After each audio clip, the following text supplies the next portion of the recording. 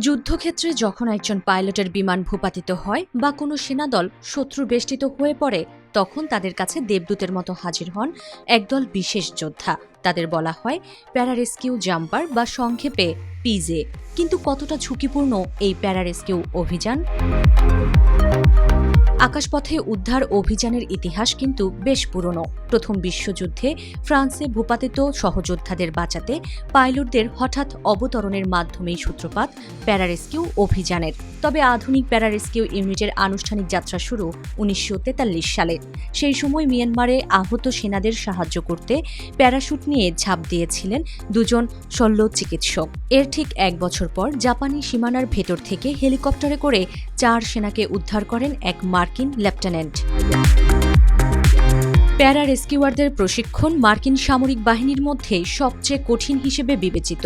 টানা 2 বছরে কঠোর পরিশ্রম তাদের দক্ষ করে তোলা হয় প্যারাশুট জাম্পিং, ডাইভিং, পানির নিচে যুদ্ধ এবং প্রতিকূল পরিবেশে টিকে থাকার কৌশলে।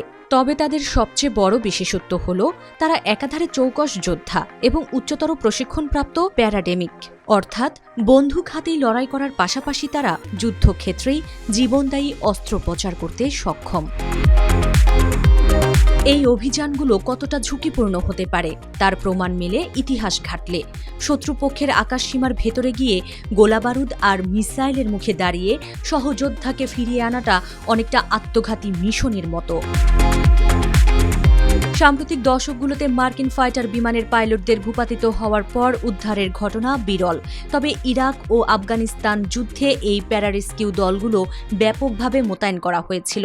আহত বা আটকে পড়া মার্কিন সেনাদের উদ্ধারে বহু অভিযান পরিচালনা করেছিলেন তারা। 2005 সালে আফগানিস্তানে প্যারারেস্কিউ দলের ভূমিকার উপর ভিত্তি করে পরে হলিউডে লোন সার্ভাইভার নামে নির্মিত হয় একটি চলচ্চিত্র।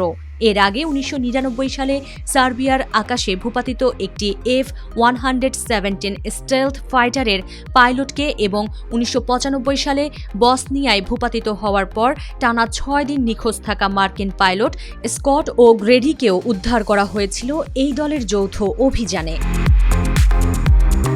ইরাক থেকে আফগানিস্তান, গত কয়েক দশকে অসংখ্য মার্কিন সেনার প্রাণ বাঁচিয়েছেন এই পিজেরা। আধুনিক সমরাস্ত্র এবং প্রযুক্তির উৎকর্ষে এখন উদ্ধার অভিযান অনেক সহজ মনে হলেও যুদ্ধের ময়দানে শত্রুর একদম নাকের ডগা থেকে প্রাণের স্পন্দন কেড়ে আনাটা আজও বিশ্বের অন্যতম বিপজ্জনক ও শ্বাসরুদ্ধকর কাজ হিসেবে স্বীকৃত।